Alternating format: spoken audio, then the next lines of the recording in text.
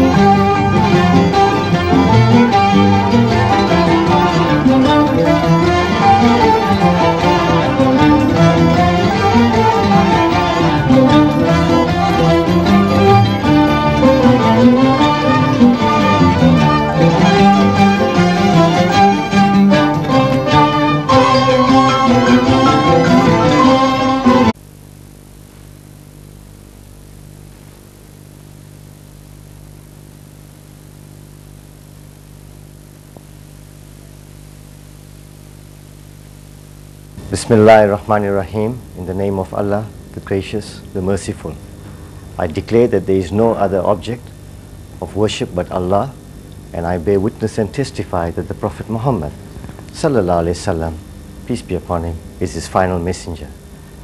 I begin by greeting you on this second weekend of Ramadan with the Islamic greeting of Assalamu alaikum. By way of introduction this morning, I would just like to say a few words before handing over to Sheikh Ahmad Didat to conduct the classes to which you have responded here this morning. The classes that we are going to conduct, I'd just like to clarify for you so you don't have any misconception. As you are aware, most of you, I presume, are residents of Durban, with Sheikh Didat's reputation and his lifelong work. He's a scholar in comparative religion with particular expertise on the Christian doctrines. And when we speak of comparative religion, it ideally means that we are supposed to give you a comparison of the different religions, their ideologies, their beliefs, etc.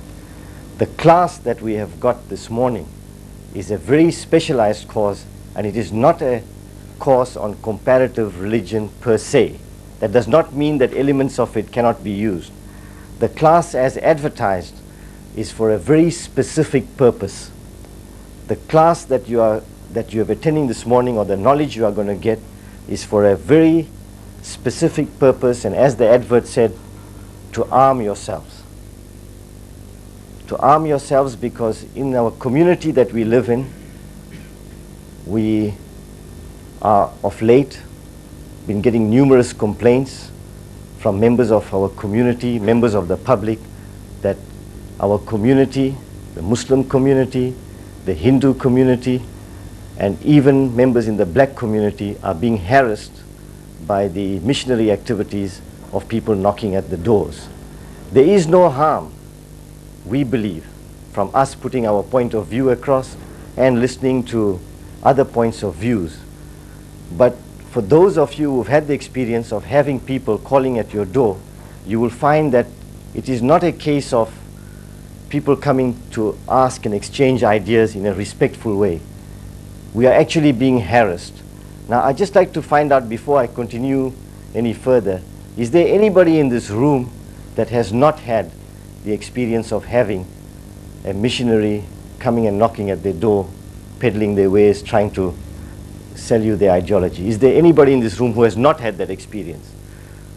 So I can see from the fact that nobody's putting up their hands, you'll all know what I'm talking about. I don't think that we object. We must be very clear on this, of listening to somebody else's point of view. It's Islamic for us. But I think that we must take steps when we are being harassed at our own doorsteps.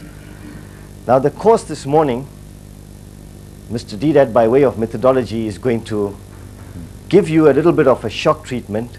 He's actually going to give you a sledgehammer We don't have hours and hours and days to teach you all the ideologies of the different religions, etc., etc. Because there are different forums for different things.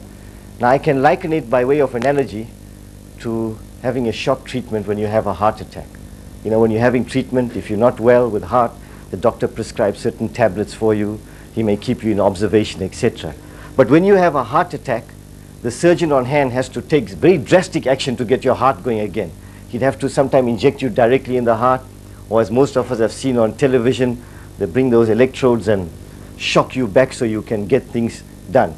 So Mr. Didat today, by way of explanation, is going to show you how you can arm yourself with the knowledge that you will get in this 2-hour session. I'm not going to ask you to sit back and enjoy a lecture, because it's not a lecture, it's going to be a working session. You will work for 2 hours, and you will be given methodology and methods where you could directly use it to be able to overcome this threat that comes through to our door. Now, I'm reminded of a story that took place at the time of our Prophet, when he was reputedly taking a bit of a rest under a tree, and an unbeliever went up to him, drew his sword and stuck it through to him and said, "Now, O Muhammad, who is going to save you now?" And the Prophet, without blinking, before the person knew how it happened, suddenly was able to wrest the sword and turned it to the person and said, "Well, now tell me who's going to save you. Allah has saved me, who is going to save you?" So likewise, what you are going to get today is not from a Quranic point of view how to tackle certain things. The very ideology that is being brought through to your door and is being given through to you, Mr. Didat will show you today in 2 hours, and you will be amazed at the end of this. I don't know how many of you have paid for this course. If you're not happy, you can get a refund. That's how confident I am that you will get it. He will show you how you'll be able to take this and turn it back to your advantage. So that I wanted to just clarify and explain, so that when you go away from here, you knew exactly what you've come in for, so that there is no misgivings when you've gone away saying that I thought Mr. Didat was a scholar of comparative religion. He is, but the course that I got, I really thought it was going to be, he's going to tell us about the different religions, etc. No, it is a short, intensive, very intensive 2-hour course. There will be a little bit of homework for you after you go away for life. If you want to continue it, I urge you to continue it. But what you'll be given, you'll be armed with a sledgehammer, where I know that the people we've had on this course, I've got a letter upstairs from a group of people that came in here from an Islamic organization, who have written as a group and said that they are now actually looking forward to the missionary to come to their door. They're actually now ready, because for the first time they are armed. I've taken 6 minutes of your time. I want to thank you for giving off your time on a busy Saturday morning in Ramadan, and I also want to thank Sheikh Didat as president of the IPCI. At his age, he has people doing the work for him. He doesn't need to come in on a Saturday morning, but to come out all the way from Verulam to come and share his knowledge with us, we really appreciate it. So I look forward to us receiving this knowledge, and I'm sure everybody will find it beneficial. Jazakallah, shukran. I call upon Mr. Didat.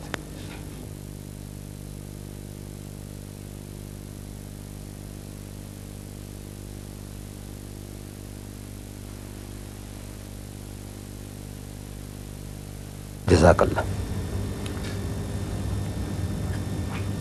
أعوذ بالله من الشيطان الرجيم بسم الله الرحمن الرحيم كنتم خير أمة أخرجت للناس تأمرون بالمعروف وتنحون عن المنكر وتؤمنون بالله ولو آمن أهل الكتاب لكان خيرا لهم منهم المؤمنون وأكثرهم الفاسقون صدق الله العظيم. My dear children, brothers and sisters, I read to you an ayah, a verse from the Holy Quran, from Surah Ali Imran. Ali Imran happens to be chapter 3. And ayah number 110. In it Allah says, Kuntum khayra ummatin ukhrajat linnas, that you are the best of people evolved for mankind. Ta'muruna bil ma'rufi wa tanhawna anil munkar, because you enjoin what is right and you forbid what is wrong. Wa tu'minuna billah, and you believe in Allah. As soon as this honor, this privilege, this high state is given to us, a certain responsibility is imposed upon us. No honor without responsibility.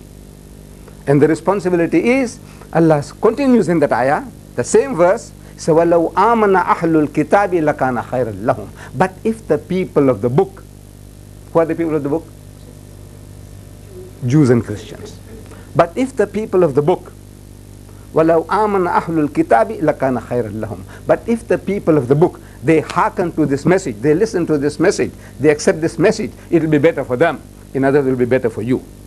مِنْهُمُ الْمُؤْمِنُونَ. Among them there are good people, mu'mins. وَأَكْثَرُهُمُ الْفَاسِقُونَ. But the majority of them are perverted transgressors. Now this verse is so versatile, is so adaptable, that one can deliver half a dozen, I can deliver half a dozen different lectures just on this verse. I have tried it, half a dozen different lectures. I have heard people quoting the ayah and delivering a lecture, something quite different. Next person, again, you hear the same ayah and delivering another lecture entirely different. It's a very versatile, adaptable verse. But now, 6 lectures just on that. I'm not a scholar, I'm not a learned man, not an alim, but I can give you 6 lectures on that. Have you got the time for that? No. I'm going to pick up the last phrase of that, of this ayah. Minhumul mu'minuna wa aktharuhumul fasiqun. Among them, among the Jews and the Christians, there are good people, and the majority of them are perverted transgressors. The good people, if you want to deal with them, in these booklets I have given you, just open out the packet.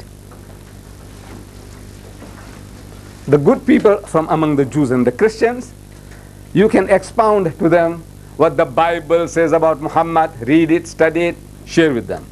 You can expound to them, share with them Muhammad, the natural successor to Christ. You can share and expound Muhammad the greatest. These are for the goodly people, the straightforward, sincere people, the mu'min among them. But Allah says, but the majority of them are perverted transgressors. For the majority of them, I have this one book here, Combat Kit. So we are going to specialize on this Fasik, perverted transgressors among the Jews and the Christians who are coming and knocking at our doors.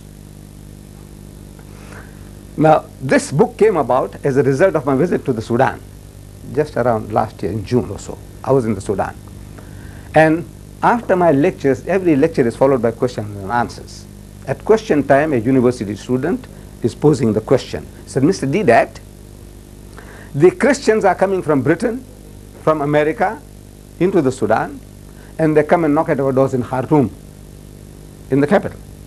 And we, proverbially all Arabs, the best words of welcome that in any language you can find, they say ahlan wa sahlan, family and plain. Just think you're a member of the family and be at ease. And they settle down and they pose the question. They are asking us questions. So you believe in the day of judgment? This is the latest now. You believe in the day of judgment? The Muslim says yes. We believe in the day of judgment. So after judgment is established, if you deserve heaven, you'll get it. If you deserve hell, you'll get it. You believe in that? You say, yes, yes, we believe in that. Now this heaven of yours, where will it be? Will it be here on this earth or in the skies? What does your Quran say? Whatever you say on earth, you say, show me. If you say it will be in the skies, you say, show me. And he knows for a fact that the bulk of the Muslims, 99% of us, will not be able to. At the back of the mind, we have some ideas. This topic didn't worry us. Wallah, it didn't worry me. I said, look, where the heaven will be, whether it's in the skies or on earth, wherever, if I deserve heaven, I'll get it. If I deserve hell, I'll get it. That I believe. But it didn't bother me to find out where. So now the person is asking me, Mr. Didat, what is the answer? What is the answer? I said, at the back of my mind, I have my prejudices, my preformed ideas. But the guy wants to know, what does your Quran say? So when you say Quran says this, show me, and he knows you won't be able to show. Now this is his strategy of opening his Bible to you. You see, he gave you the first chance. Show me what your Quran says. Just teach me, expound to me. And he knows that you won't be able to do that. Then say, look, I will show you what my Bible says. Now you are duty bound. Out of courtesy, you are duty bound to listen to him. You are like a sitting duck now. See, because he gave you the first chance, you failed. So he said, now I'll show you what my Bible says. He's got you. So Mr. Leader, what's the answer? So I had to confess to my audience, and I confess to you even now, that I'm a born Muslim. I'll confess to the Christian missionary. So look, I'm a born Muslim, 75 years old. And in the eyes of the people, I'm a very knowledgeable fellow. In eyes of the people, who come to listen to me, they say, hey, Mr. That must be an alim, an allama, without the title. See, he's a great lecturer, professor. They call me, at times they call me doctor, ustaz, and all kinds of Maulana. All these titles have been thrown at me. So in the eyes of the people, I'm a knowledgeable fellow. And I don't know. I'm ashamed of myself. Having confessed, I said, now we must turn the tables. So I said, I suggest to the guy, I said, look, I don't know my Quran as I ought to know, but I take it you know your Bible. And he's too arrogant to say no. He's got one under his arm. That's why he's there in your house. He wants to present the Bible to you, he wants to expound the Bible to you. He said, of course. He says, can I have a look? Ready, ready, ready. He's ready. That's what he wants. He wants you to accept his Bible. So he gives you the Bible. He said, when he gives me the Bible, I open the Bible, Genesis chapter 19, verse 30. And I give it back to him. I said, read. You read. He's going to glance at it. He's trained not to respond to your commands. You say, read, not like this, read Surah Fatiha. You say, Bismillahir Rahmanir Rahim, Alhamdulillahi Rabbil Alameen. That guy is too clever for that. When you say, read, he's going to glance. And when he glances, he smells a rat. He smells a rat there. He wants to change the subject. So I said, what's wrong? Isn't that the word of God? He said, yes. I said, I want to hear you read. And if he reads, what will he read? You open now your book, page 13, of Combat Kit, page 13. Page 13 of Combat Kit.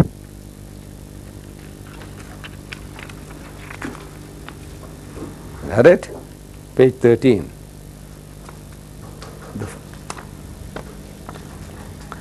It tells you under 16, the heading is incest. Incest. Very strong word that. I don't know if you know the meaning of the word incest. You see, sexual relationship between two individuals who are not married is adultery. Zina.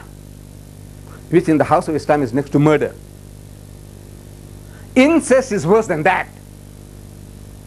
Sexual relationship between two persons who are so closely related, like between father and daughter, like between son and his mother, like between father-in-law and daughter-in-law, like between brother and sister. Shh. It is the most despicable thing. It has become endemic in America. Fathers molesting their own daughters. Here, in the Addington Hospital, in the researches they have done, is that 8% of all white children who get molested are by their own fathers. And the 4-year-old and 5-year-old and 14-year-olds. 8% of all child molestation cases that take place is between their own father, not stepfathers, and not relation, but own father. 8%. In America, it has become endemic, like an epidemic. But now we have to deal with this topic because we want to turn the tables.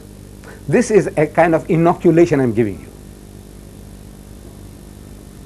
This is not a pleasant topic to discuss, more especially with my sisters and my daughters here. It's not pleasant. Wallah, it's not pleasant. But it has to be done. Somebody has to dirty his hand. Somebody has to dirty his mouth.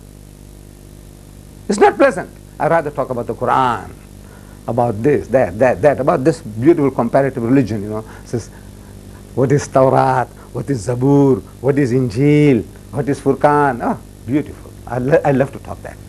But now, this is an inoculation I'm giving you. An inoculation, if you are going overseas, you go for a vaccination and you go for cholera. Very painful. Cholera is very painful. I don't know whether any of you have experienced it. You know, they give you a jab and it's quite painful. After a couple of days, you know, the thing gets swollen and you might develop even a fever. What is an inoculation? They love to hurt you.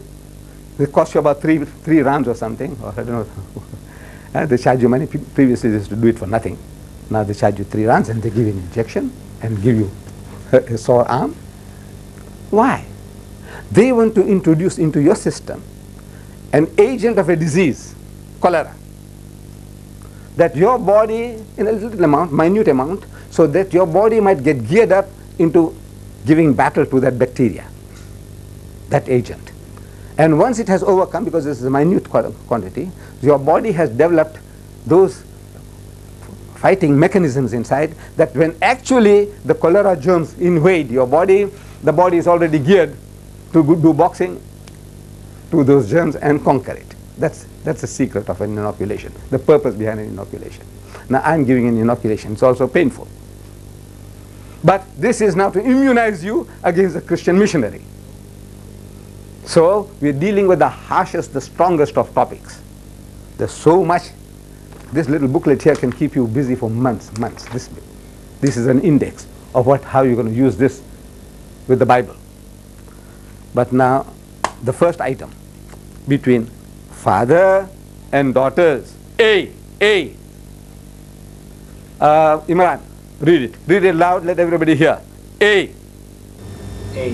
That night both the daughters of Lot, gave him, their father Lot, wine to drink, and the older daughter had intercourse with him.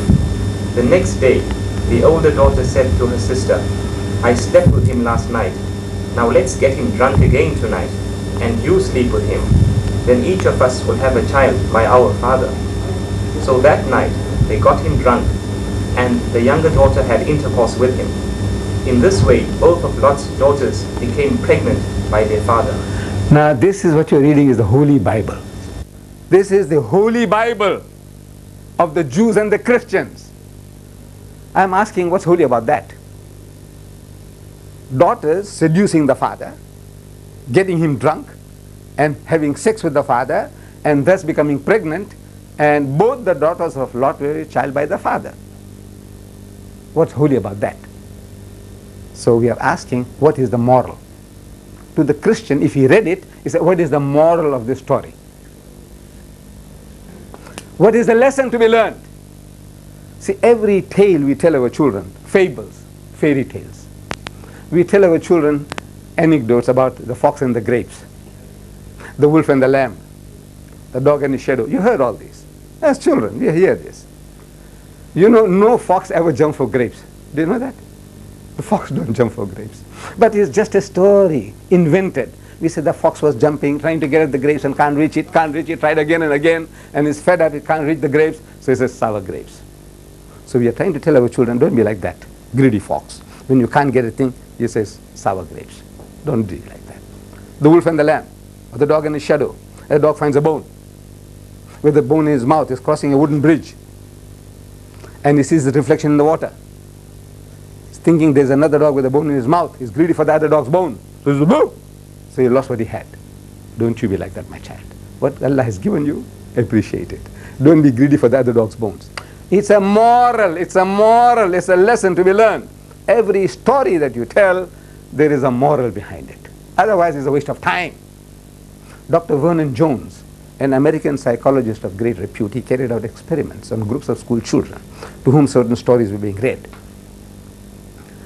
To a standard 2 group, for example. You tell them about St. George. This St. George, this young boy, St. George, he sees a dragon. And he goes and finds a sword and he goes and slays the dragon. He kills it. The same St. George, he sees a python and he's looking for something to confront it with. And he couldn't find anything, so he picks up a stone and smashes it on the head and kills it. Another group of also standard 2 children, you tell them the same St. George, but this St. George saw a dragon and he got so terrified and he scooted to his mother and he cried in her lap. The same St. George, he saw the snake and how he climbed up the tree and he started howling like a wolf.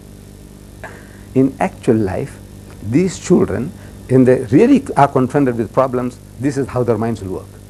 That group that was told, confrontation, is going to start thinking, how am I going to overcome this? The other one is how to run to my mother. In actual life, is that these stories made certain slight but permanent changes in character, even in the narrow classroom situation, in little things. They behave like that. You keep on telling your child, there's a ghost out there, jinn shape. Your child will be too terrified to go out and in the evening to go and buy some cold drink for you. There might be something there. The other children, you don't talk about these things. They have always right, go and bring a bottle of cold drinks. So just rush it along and brings it. The other one is jinn hoga, bhoot hoga. It depends upon how you program your children. So you program your children with this. It must have certain slight but permanent changes in character, and we can see it's happening.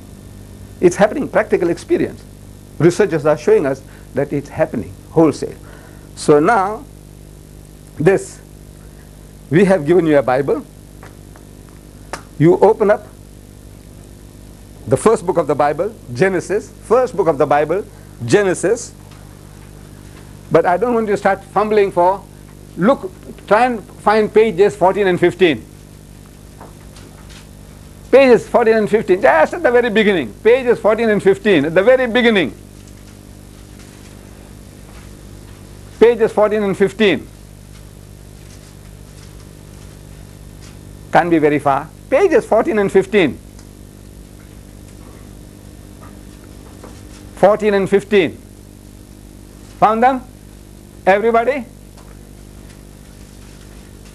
14, 15.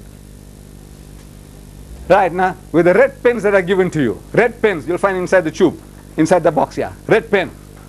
Take them out. And right across between page 14 and 15, right across. Have a look at this. Incest between father and daughters. Right.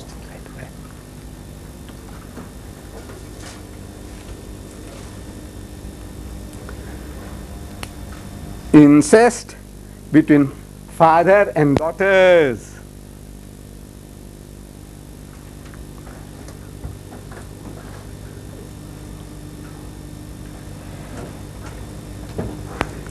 Just write across and underline it. Incest. Don't be afraid to mutilate that book. This is yours. The book is yours for taking away. So don't spare the book. It's my book, I have given it to you. Don't spare the book. Don't feel pity for the book. Right across. Incest between father and daughters.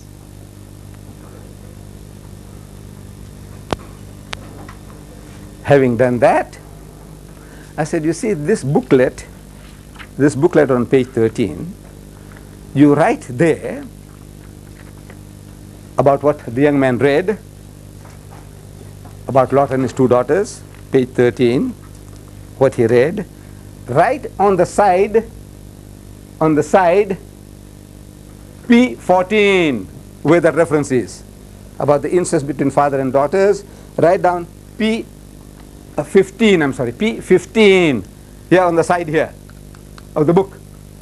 Write P15, means page 15 in your Bible. Because everybody has got the same Bible, you can afford to put down these numbers. That you don't have to start fumbling. Where's Genesis chapter 19, verse 30? You just say P15, write it here, here on the side. That's right, just P15, that's right. Here. Write in your book, that's right, P15. Now this booklet is an invaluable aid, support in your battle.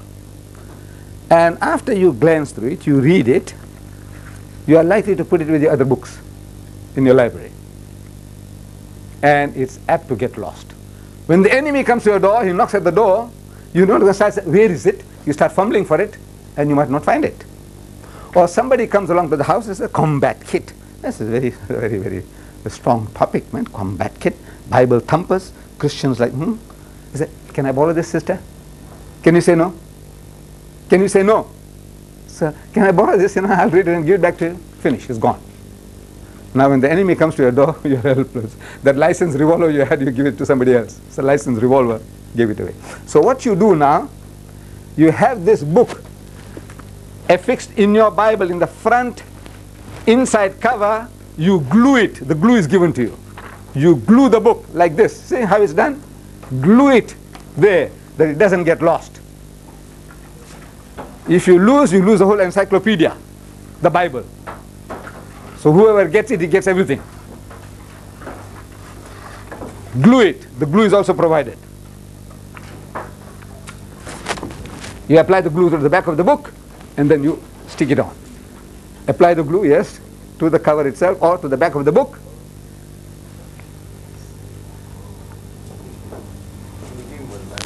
Yeah, oh, he who goes a borrowing goes a sorrowing.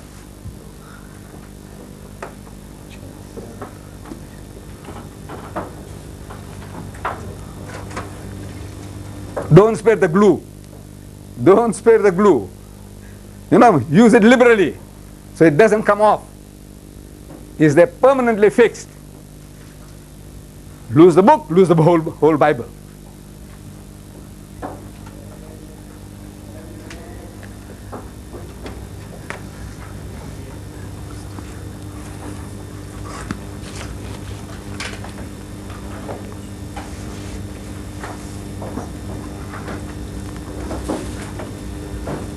That's it.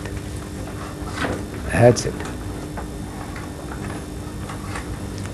That's it.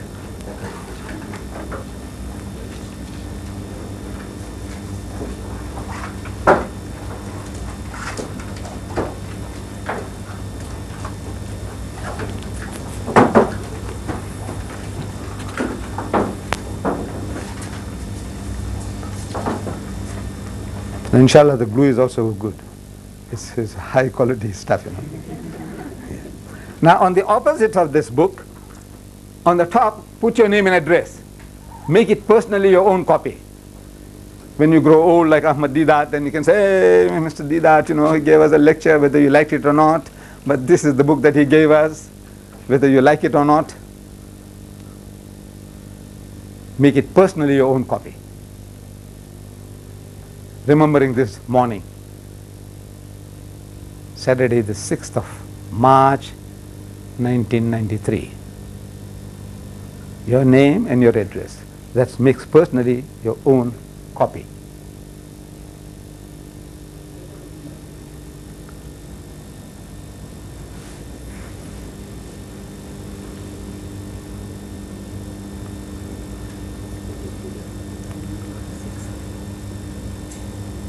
The booklets are yours to take away, as well as the Bible. The only thing you leave behind is the red pen and the tube that you leave behind for future classes.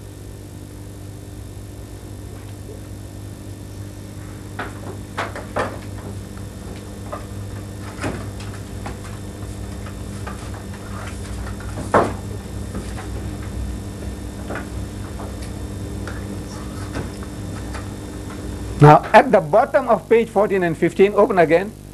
Page 14 and 15, open again, page 14 and 15. At the bottom, see here, at the bottom, write incest between mother and son. A nice bold handwriting right across from one end to the other. Incest between mother and son. Beta or ma. Ma beta.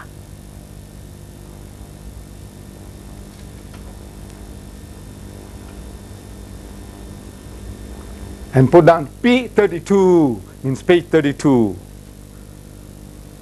P32 means page 32. So you don't have to start fumbling for chapters, 35, 35. You're looking for 35 and you've gone into Exodus and you're looking for still 35 and you find it is not what you're looking for. P32. P32.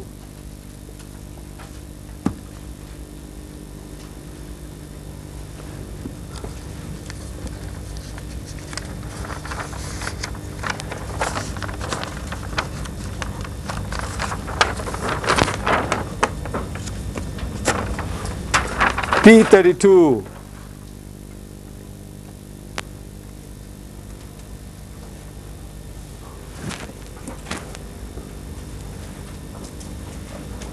Found it?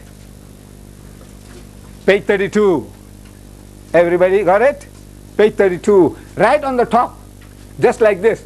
Incest between mother and son. Incest between mother and son.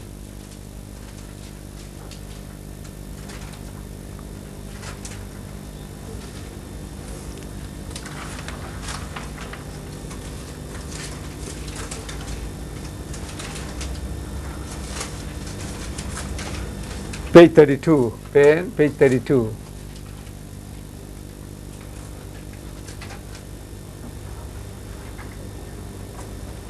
Incest between mother and son.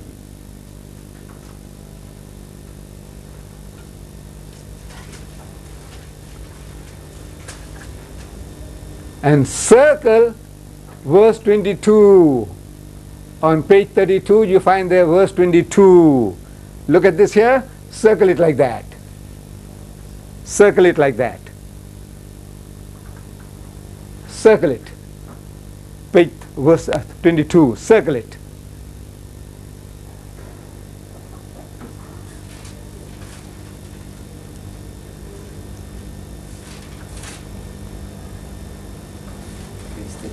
Page 32.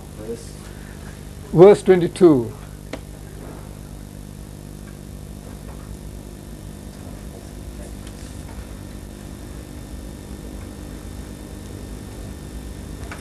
Circle it. And at home when you have a highlighter, you can highlight it. You can highlight what you have written also. Make it a nice color-coded Bible. Attractive. Attractive instrument to use. Circle it.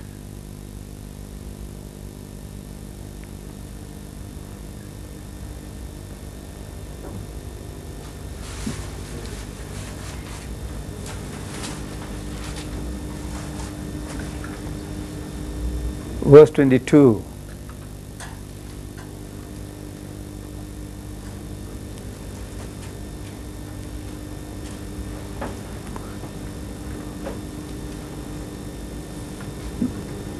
We have missed out on page 15 something. On page 15 we missed out. Go back to page 15. Go back to page 15.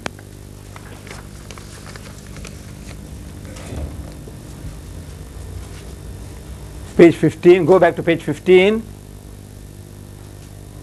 and circle, outline this. Verse 30, see that verse 30 to 36. 30 to 36, circle that. 30 to 36, circle that. 30 to 36. This is the whole story of Lot and his two daughters.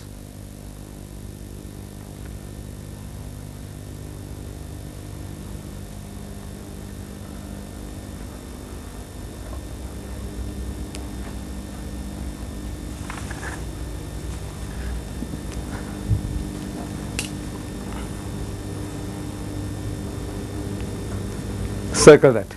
Verse 30 to 36.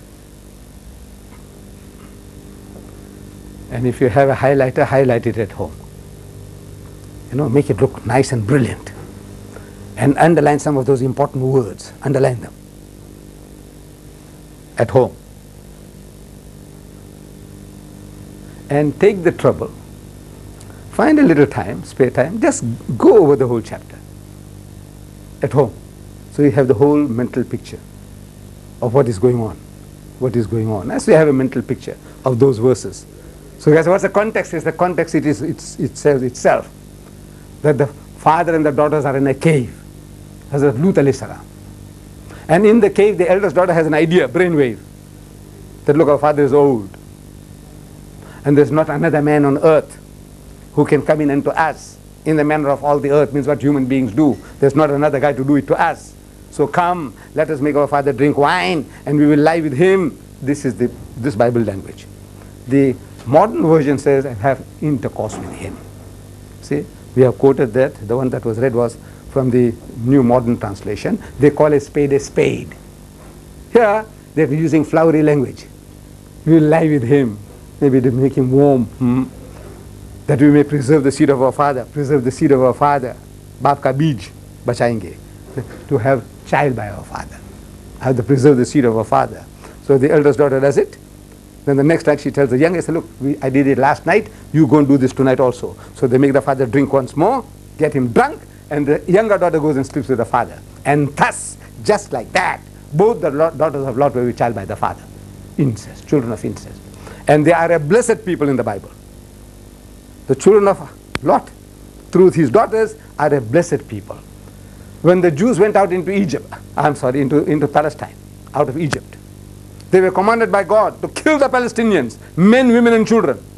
Nothing was to be spared, not even sucklings, little babies in the mother's arms. Kill them all. Nothing that breeds must live.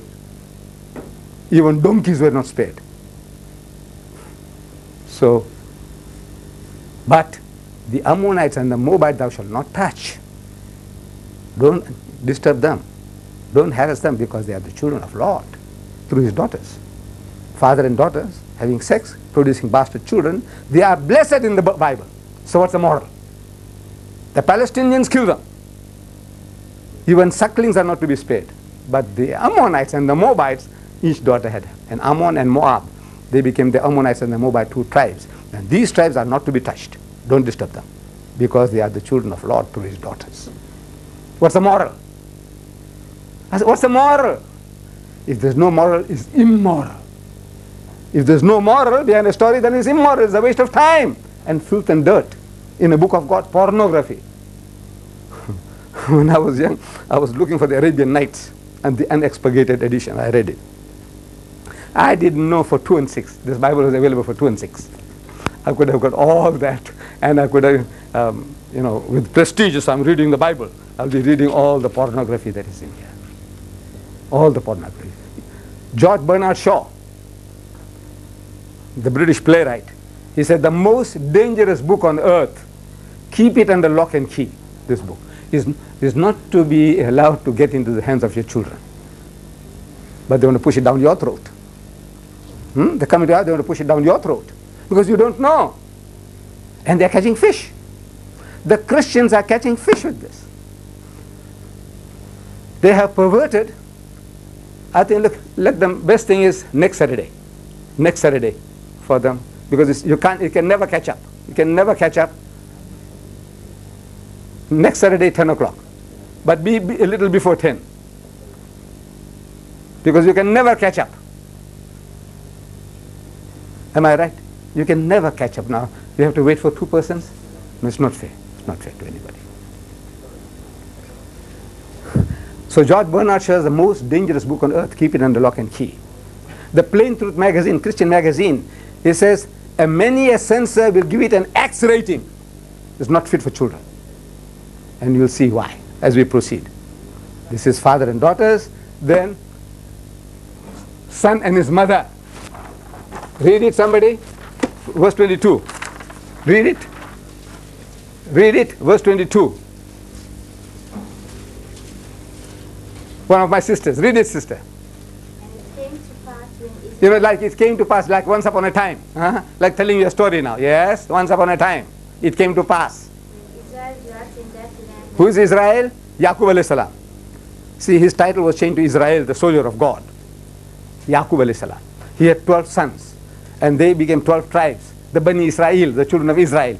Israel is Yaqub, Hazrat Yaqub alayhi salam. Yes, when Israel dwelt in the land, that Reuben went and lay with Bilhah, his father's concubine. right. Israel heard Right, mashallah. Right. So, Reuben, his elder son of Yaqub alayhi salam, he goes and sleeps with his mother, his father's wife. What is your father's wife to you? Your mother. Your father's wife is your mother.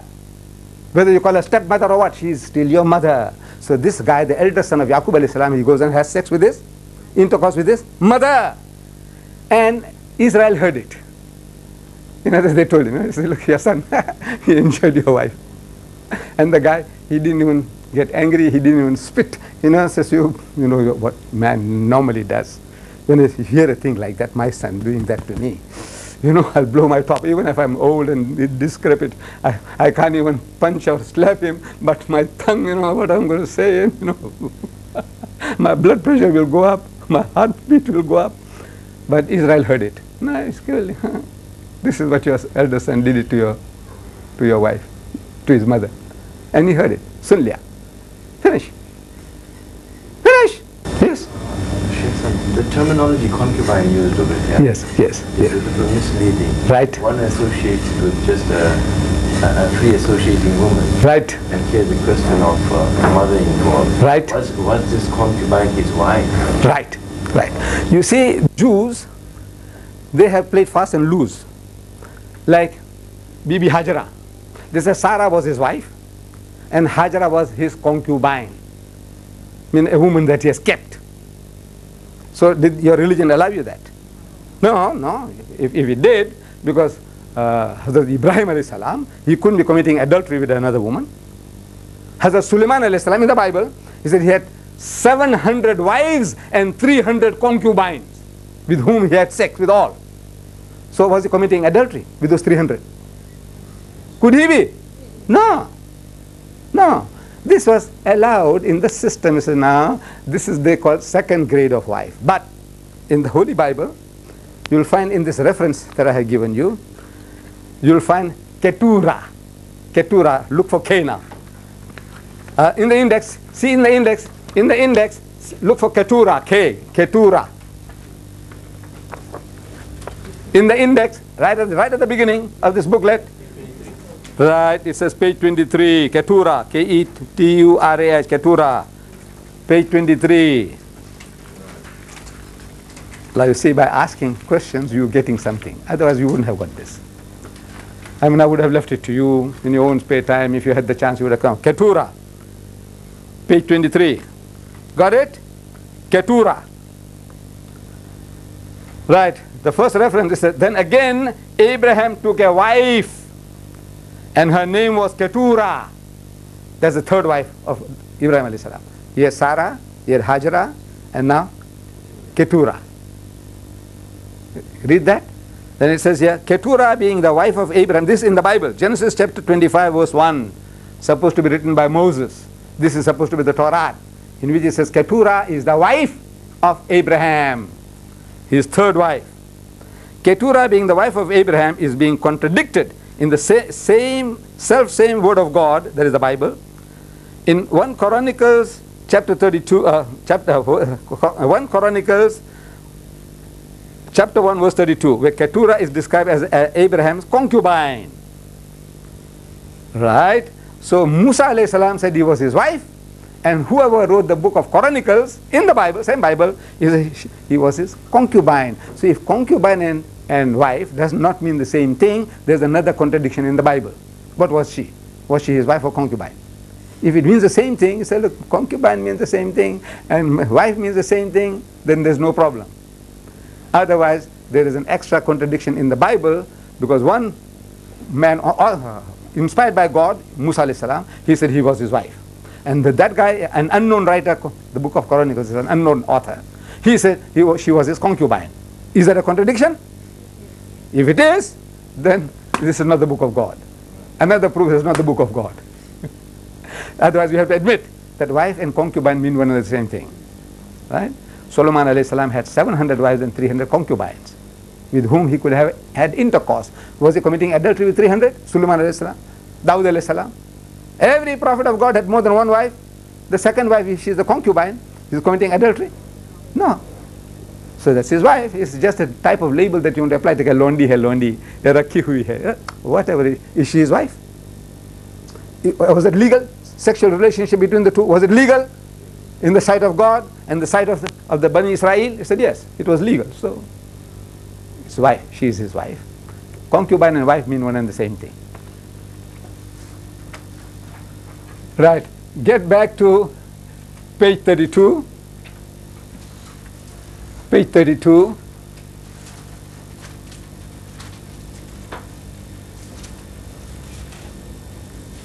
Back to page 32 in your Bible, and at the bottom right, in bold handwriting, right through across the 2 pages, incest between father-in-law and daughter-in-law. Incest between this is a specialized book on incest. If you want to know the types and types of incest that exist, you'll find it in the Holy Bible. And they say Muhammad copied the Quran from the Bible. There's not one of these things I find in the Quran. Incest between father-in-law and daughter-in-law. Right in big writing across. Father-in-law and daughter-in-law, right at the bottom. Incest between father-in-law and daughter-in-law.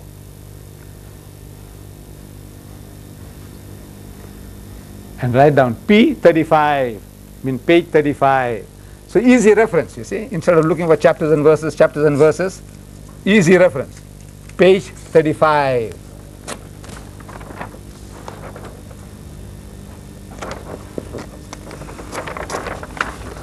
Page 35.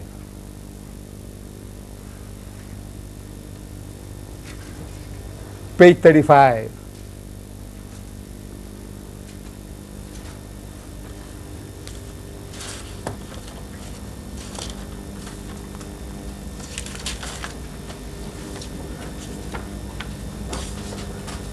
Page 35.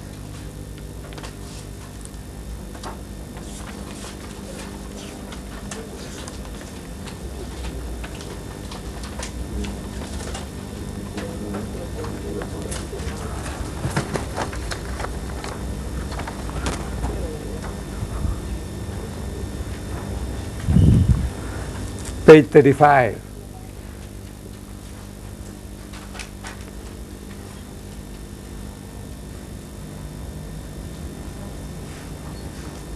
Page 35 and verse 15.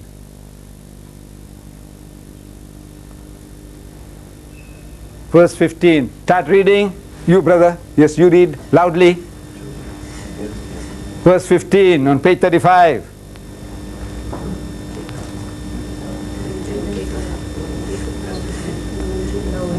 Read, I said read. Verse 15, page 35, man, please. You can't find page 35. How are you going to give battle to the Nasara? Huh? Okay. When Judah saw her, he thought her to be an harlot because she had covered her face. Verse 16. Carry on, yes. And he turned unto her by the way and said, Go to, I pray thee, let me come unto thee. For he knew not that she was his daughter-in-law. Read on. And she said, What wilt thou give me, thou mayest come into unto me? And he said, I will send thee a kid from the flock.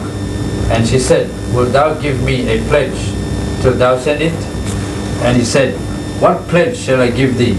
And she said, Thy signet and thy bracelets and thy staff that is in mine hand. In thine hand. In thine hand. Aha. And he gave it to her, and came unto her, and she conceived by him. Right, now you got the whole picture. You see, the story is chapter 38. At home you are going to read it. But now you circle these verses 15 to 18. Just circle them like this here. Just circle them in red. 15 to 18, circle them. Circle them. 15 to 18, just circle them. And you can an arrow coming down from the shh. Arrow coming down from the top. Shh. 15 to 18, circle the verses.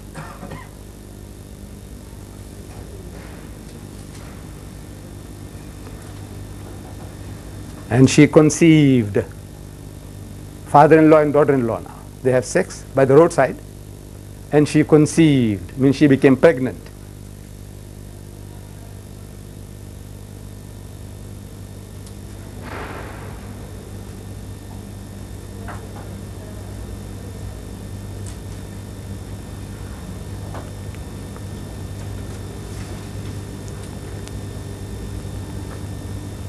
And you read further, when you read further, it will tell you that in 3 months' time, naturally if a woman is pregnant, it becomes apparent, 3 months' time. And she's carrying twins, is more apparent, carrying 2. So the abdomen will be double the size. So the old man gets the news. Now the story is chapter 38. You must read the whole chapter. Very interesting. You don't have to look for Arabian Nights, the unexpurgated edition. You have it in your house now. The Arabian Nights. You read it, read it. It's nice to know in this book of God, the holy book, what's holy about that. So it starts, chapter 38 starts, that Judah, the father of the Jewish race, from whom we get the word Judaism, Judea, Huda. Judah is Huda, Yahudi, all the words come from this word Judah, one of the sons of Yaqub alayhi salam. He had 3 sons, Onan and Shelah. That's what you will read in chapter 38. And was big enough to get married, so the old man gets her daughter-in-law by the name of Tamar. But something does, the Bible doesn't say what, which God didn't like, so God killed him. So what's the lesson? You do anything that God doesn't like, he can punish you, he can destroy you. That's a moral. Then the old man, according to Jewish custom, he said, look, if one brother dies, leaves no offspring, then his name will perish. No more. That name, Didat, is no more. So now the second brother takes his widow to wife. He has sex with her, doesn't get married, no nikah ceremony performed, but as a duty, religious duty. So he tells his second son, Onan, he says, you go in and do your brother's wife and beget child by her, so the name of the deceased can carry on. Uska naam mit nahi jaave. His name does not perish. Otherwise, no more that Er's name will be finished from this earth. No more children left. So according to that, Onan, he goes into his brother's wife. And at the most critical juncture, he spills his seed on the ground. So God kills him also. It's called onanism. In the dictionary, Oxford Dictionary, you'll find the word onanism. Technically, it's called coitus interruptus. But God kills him also. Why? Because he was supposed to do a certain job of work, which he didn't do. Heartily, he should have done it, but he spills his seed on the ground, so God kills him also. So now the old man tells his daughter-in-law, he said, look, you go and stay at your father's house until the third fellow is grown. And when he's big enough, I will call you, so he can perform his duty. But the old man, conveniently, he forgot. Conveniently, it suited him, because he had lost 2 sons, account of this witch. This woman is a witch. You know, old people, this is a witch. Do bera beta ko khage. He had 2 of my sons, this woman here. So he says, the third fellow might also go, same way. So conveniently, he forgot, and the third fellow is grown up and he gets him married. And that woman is grating. So she said, I want to take revenge on this father-in-law of mine. So she gets the news that her father-in-law was going to Timnat, don't worry about the name, to shear his sheep. So she says, right, I'll fix up the old man, the rascal. Yeah? So she goes and sits by the roadside, on the road, to Timnat, and the old man is game. He sees this woman sitting by the roadside, say, allow me to come in unto thee. Let me have sex with you. So she said, what will you give me? He said, I'll give you a goat kid. He said, what guarantee is that I will give it? You have sex, you enjoy yourself, and you go away, and you might not send the goat kid. What guarantee is there? So what guarantee do you want? So your signet, your ring, and your bracelet. They used to wear bangles those days. And your bangle and your staff, Asa, of Musa alayhi salam. So the old man gave it to her, and he had sex with his daughter-in-law. And she became pregnant straight away. The 2 sons failed. This old man, 1 hit, twins, 2 at a time. And 3 months' time, he gets the news that your daughter-in-law has played the harlot. She's a whore. She's a bitch. You know, she's carrying a baby by whoredom. She says, bring her. Bring her. We'll burn her, the bitch. The old man can confront her. With the servant, she sends these things. She says, please go and ask my father-in-law. I beg you to find out from me to whom these things belong, because the guy who's this ring and this bracelet and the staff, he is the guy responsible for my condition. So please find out who can that person be. So the old man says, this is mine, man. She's better than me. And the Bible says he had no more intercourse with her. Only 1 intercourse he had. Now 9 months have gone, and the nurse is waiting because they are twins. And the Jews are very jealous to find out which one came out first. Because if they are identical twins, and once they are both out, and if they get mixed up, you can be doing injustice. Because the firstborn, the first one who sees the light of day, gets all the inheritance. Not like in Islam, everybody gets equal. No, no, no. The first one gets everything. So now you can be doing injustice if they are identical twins. Which one came out first? So she's waiting, waiting. And the first one puts out his hand from his mother's womb. So quickly she puts the scarlet thread, ties him up. And it's too sensitive, so the guy pulls it back inside. Then the other one comes out. So she calls his name Fares. Fares in Hebrew means the guy who breaks the queue, who pushes others aside. Because it was the other guy's turn. He had put his hand out first. I am first. But the other one now came out. So you broke the queue. So her name is Fares. Then came out his brother with the scarlet thread. So they call him Zara. Zara in Hebrew means red because he had the scarlet thread.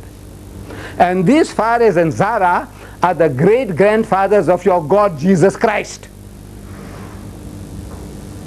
According to your Gospels of Matthew in the genealogy, these are the great-grandfathers of your God Jesus. Children of incest are the great-grandfathers of your God Jesus Christ. In the Gospel of St. Matthew, chapter 1, verse 1, it says, and this is the genealogy of Jesus Christ, the son of Abraham, the son of David. And Abraham begat Isaac, and Isaac begat Jacob, and Jacob begat Judas and his brethren, and Judas begat Phares and Zara of Tamar. Father-in-law and daughter-in-law produces two bastard children. They are the great-grandfathers of your God Jesus. What's the moral of that? What's the moral of that? Huh? That's the most immoral thing, man. You know, your God, will we be happy? You tell him, you say, you know, your great-grandfather. In the genealogy as they have given us, there are 6 bastards and begetters of bastards of Jesus, his ancestors. Look, this is strong words. I say, look, this is so.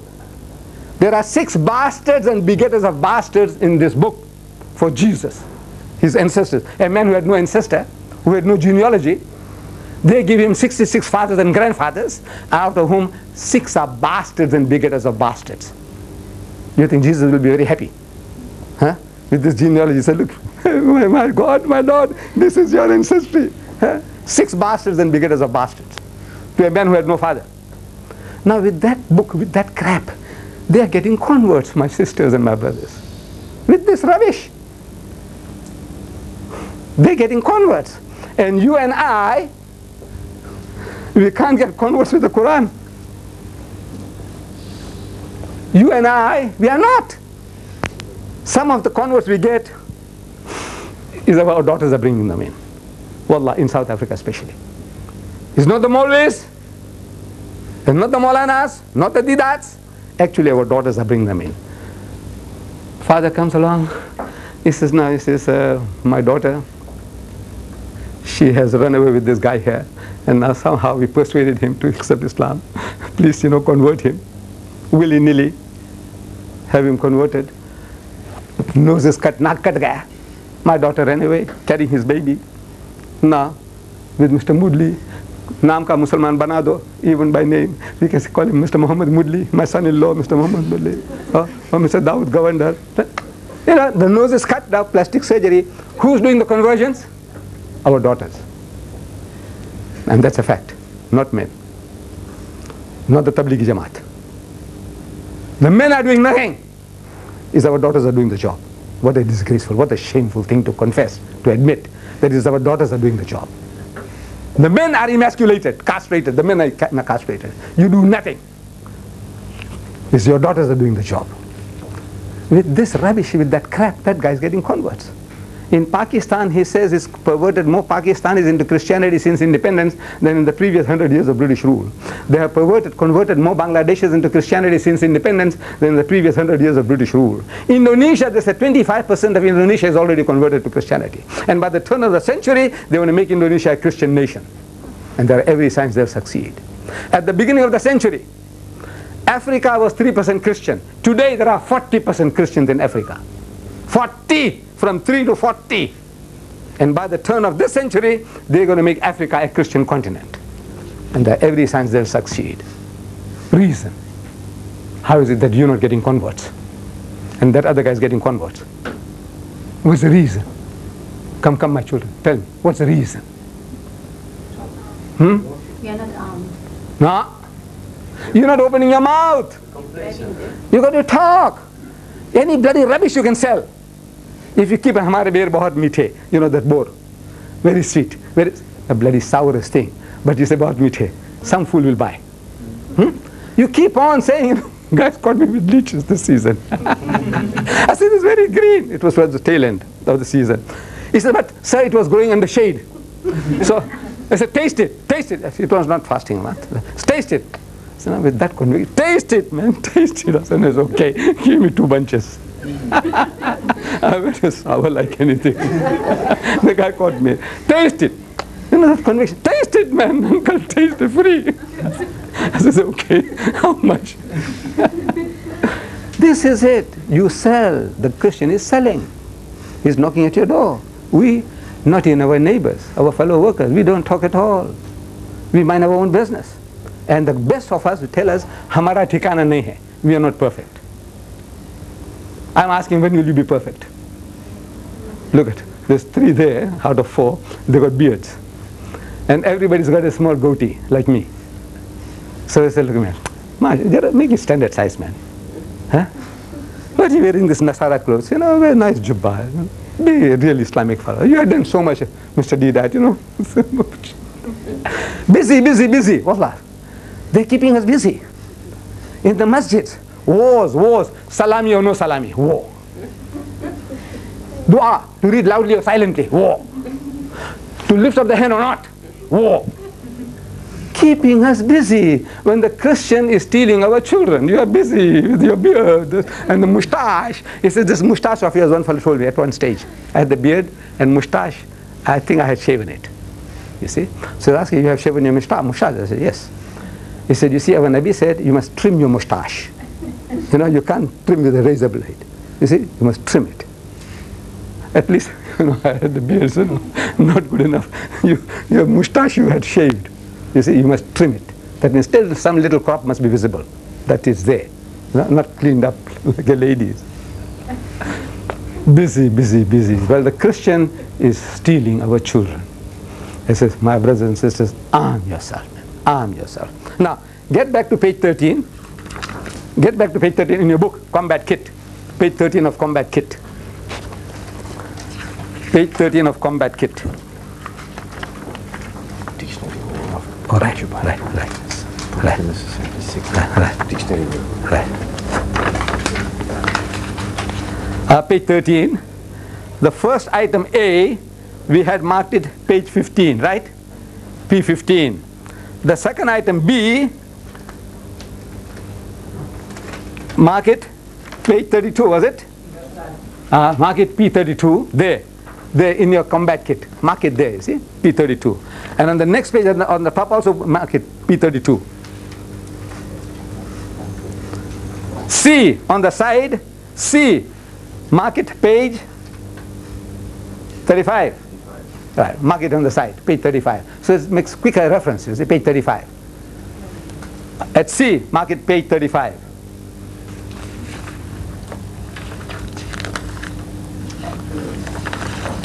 At D, mark it 288.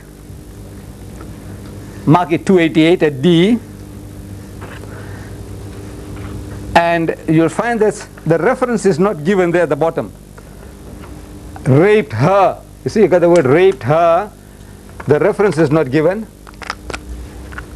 So you write it there at the bottom, you know, of D, bottom of D, and raped her. You mark it, write it there 2 SAMUEL, Samuel, 2 Samuel 13 5 to 14. You write this down at the bottom because the printer had missed it out. In your book, that's right. Mark it at the bottom there, that the reference there is 2 Samuel, chapter 13, verses 5 to 14.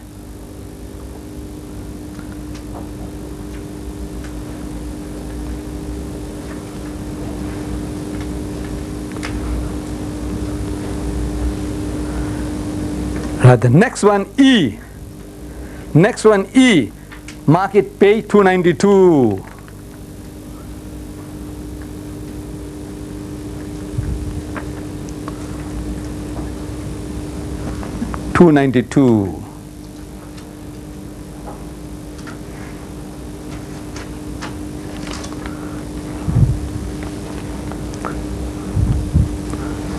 Page 15. Page 15 of the combat kit. D. Somebody will read D for me, brother. You read D loudly. D. He took hold of her. Tama, his sister, not to be confused with Tama, in sea above, and said unto her, come lie with me, have sex with me, my sister. And she answered him, nay, my brother, Amnon is the name, one of the sons of David, the man after God's own heart. Do not force me. That's what she said, But he would not listen to her. And since he was stronger than she was, he overpowered her and raped her. His sister. His sister. One of the sons of Dawud alayhi salam. He goes and rapes his sister. It's worth reading all those verses. 2 Samuel chapter 13, 5 to 14. Read it in your spare time and circle it at home. You see? How the brother seduces his sister and what pretenses, how he's showing you, giving you ideas. That guy, he loves his sister. So his friend gives him advice. He says, what you do, you feign sickness. Pretend that you're sick, you're not well. So when your father comes visiting you, he says, what's wrong, my son? Amnon. He said, Daddy, he says, I'm not too well. But you know, I love to eat that samosa that my sister makes, the cookies. You know, my sister Tamar. I love it from her hands. I like to see her baking it in front of my eyes and then feeding me. Well, the father says, well, my son is sick. He's feigning sickness. So he tells his daughter Tamar, says, look, my darling, go. Make that samosa, special samosas for your brother, the meat pies that you usually make, those nice ones. You know. So she makes it and she brings it. So the sick man, sick brother, he said, all the male workers in the house, get out. So she's left alone with him. So he closes the door and he rapes his sister. Brother raping sister is there in the book of God.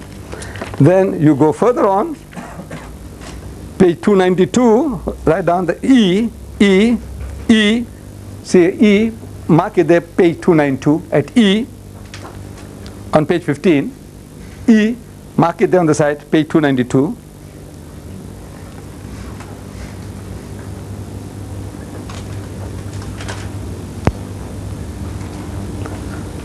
Page 292, just mark it there at E, page 292. Yes, my sister, you read it. You read it, yes. Yes. E, read it aloud. So he set up a tent for Absalom, another son of David, and in the sight of everyone, Absalom went in and had intercourse with his father's concubine. Right. That will be at page 292, it will be found in your book. Absalom is another son of Dawud alayhi salam. It's famous. This book says that Dawud alayhi salam committed adultery with Uriah's wife. Father starts it. And he had the husband of the woman murdered. A murderer and an adulterer. Dawud alayhi salam. Astaghfirullah. We believe that every prophet of God is masoom, is sinless. Lut alayhi salam, they say committed incest. Dawud alayhi salam committed adultery and got that man killed. He's a murderer and an adulterer. Now his sons following in the footsteps. One son he goes and rapes his sister, and another son, in the absence of the father, he puts a on the flat roof of the palace, he puts up a tent so the sun doesn't get him. And he lines up 14 of his father's wives, call them concubines, 14 of his father's wives, and he rapes them all, one by one. Now gang rape is one woman and half a dozen men, but this is one man doing it to 14 women, 14 of his mothers. 14, he did it to them. What's the moral of this book?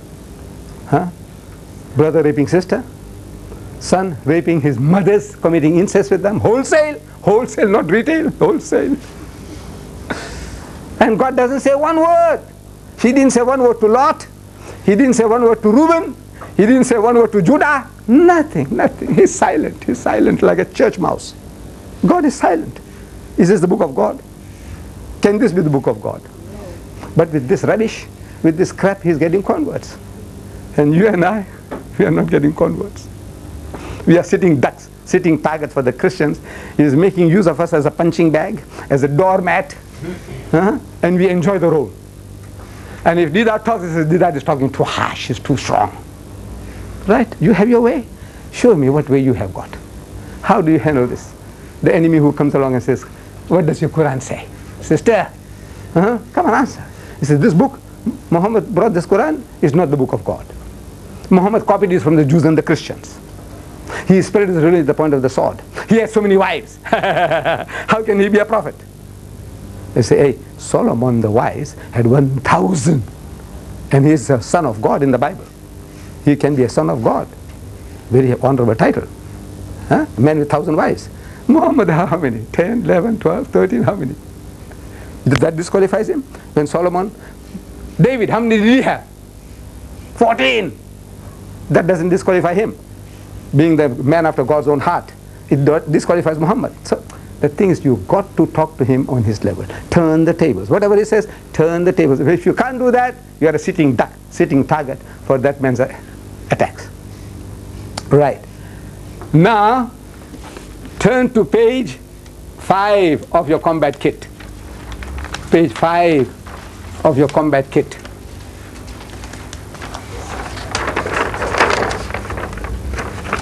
Page 5 of your combat kit. By the way, while we were talking, my assistant had the foresight to go and look up in the dictionary the word concubine. And this is what he found. Concubine is a noun, number first meaning in polygamous societies a secondary wife.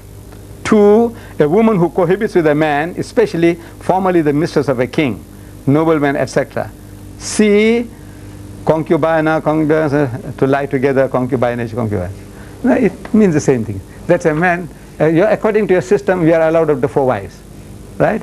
So the guy will say that one is a reputed wife of yours and the others are concubines. But in the sight of Allah and the sight of society, if you legally marry those women, they are your wives. But the law says, no, they are not your wives. You can only have one wife by law. All these others are your concubines. Call it what you like, but the fact is that she is your wife, if you are legally married. Right, so page 5, at A, you take up an arrow and put down page 143-44. From a talking ass, a talking donkey in the book of God, a donkey that talks. See, a talking donkey, a talking ass. Take up an arrow from A, take it up like this here, and put on page 143/4, 143 and 4, you'll find a talking donkey in the Bible, a donkey that talks. It argues with his master. What are you hitting me for? The donkey says, you know, I was working for you for so long, so honestly, why you hit me? Talking donkey. Got it? Pages 143-44 in your Bibles. If you have another Bible, you'll have to check up the reference and then put the paper. Put the reference. But all the Bibles that you have is this pages here. They're already provided for you. You don't have to start fumbling for chapters and verses. The second item, B, circle it. Circle it like this. Look at this. Circle it. 4-footed fowls. 4-footed fowls. Circle it. And have an arrow going up. Have an arrow going up and say page 98. A chicken with 4 legs. In the book of God. God inspired it. His chickens, some of them had 4 legs. Chicken with 4 legs. 4-footed fowls. Have you seen one? Have you heard of one? A chicken with 4 legs. It must be a cow.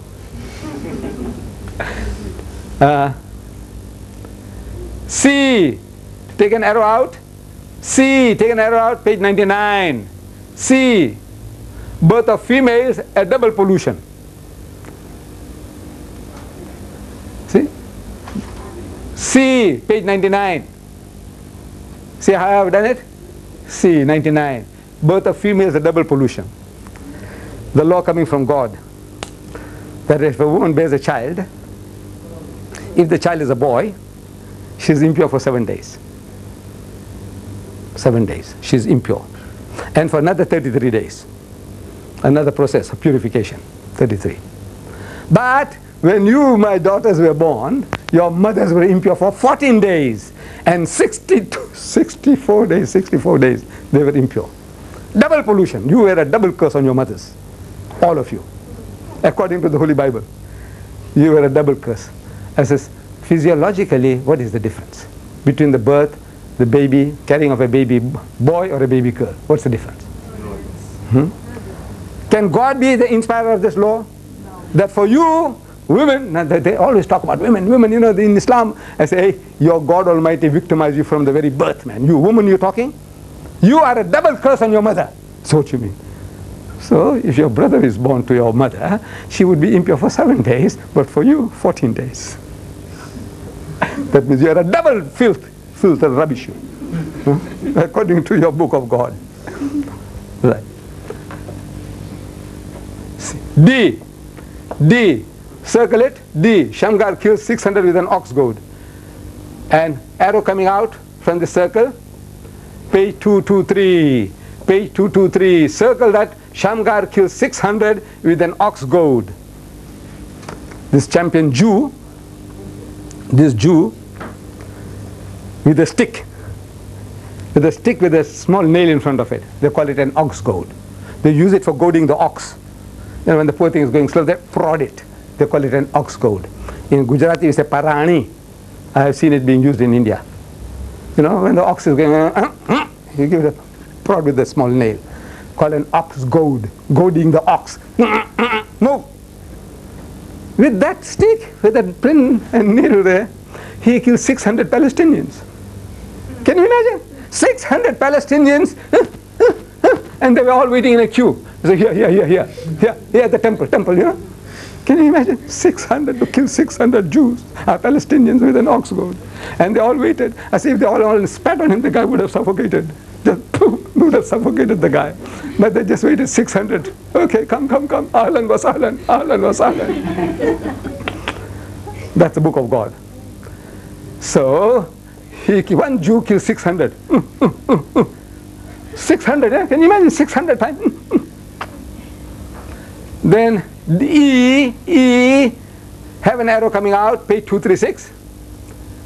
Page 236, E, it says Samson kills 1,000 Palestinians with the jawbone of a donkey jawbone. You know, this jawbone. With that, 1,000 Palestinians he killed, and 1,000 Palestinians they waited. Huh? You believe that? 1,000 Palestinians they waited to be killed by this Jew 1,000 times, and it's just one hit he killed. Can you imagine killing a guy with a jawbone of a donkey? Man, you got to smash the guy, you know. But 1,000, and they all waited. They all waited in a queue. Huh? God revealing such nonsense. So, F, circle F, a 7-headed leopard, a leopard with 7 heads. Page 1071. Have an arrow coming out. Page 1071. 1071. This leopard had 7 heads. And on every head, 10 horns. And on every horn, 10 crowns. Count. One leopard with 7 heads, like the Hindu gods, you know, with 100 heads and with 1,000 hands. You have seen pictures like that? Yes. Now what they're trying to tell you, they're literal. They said God Almighty, He is all-knowing. But they said, now one head, how much can you have? How much can you hold? So they give him 100 heads.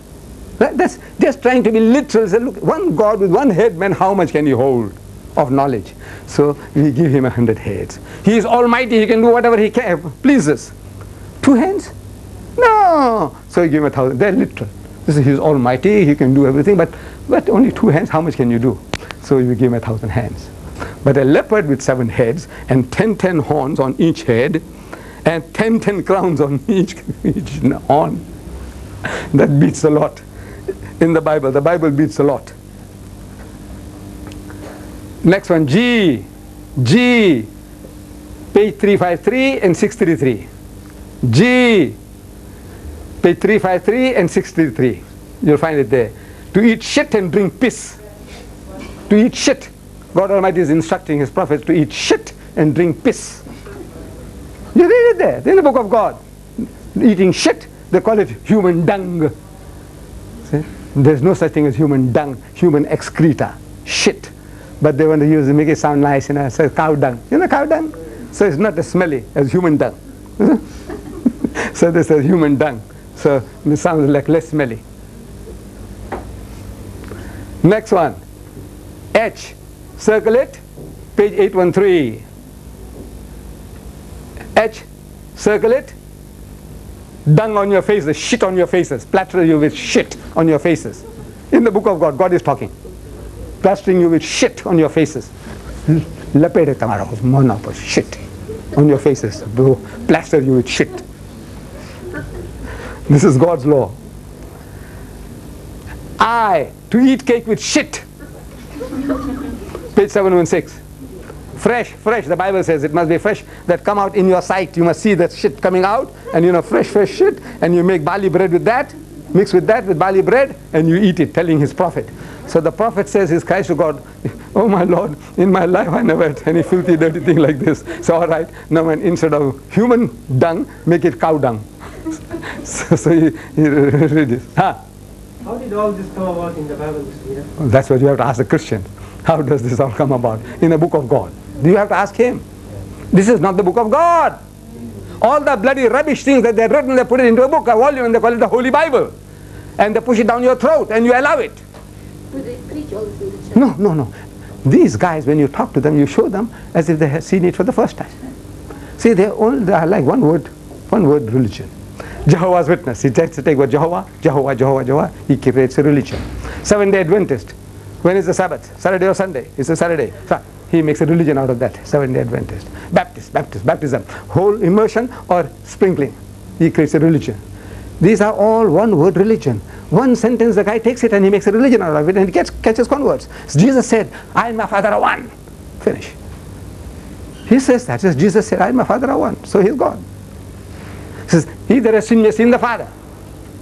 So he's made a religion out of that. He has seen the Father. It means I'm God. He's the Father, his own Father.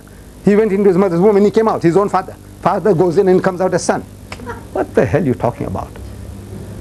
So I said, you see, at times, all your philosophy and psychology, it doesn't work. But one smile from your face can do the job. One smile. You know, you just smile. Jesus Christ is God. He said, yes. Your Bible said he was circumcised on the 8th day. Huh? You know what circumcision? He said, yes. So are you circumcised? He says, no. So what the hell do you know what is circumcision? It's only a word you have heard. Circum means right round and size means to cut. What? The foreskin. But you can't circumcise the child with your mouth. You got to hold the little child by his tool, put a bamboo splint, the good old days, and chop off the skin. Somebody had to do it to your God.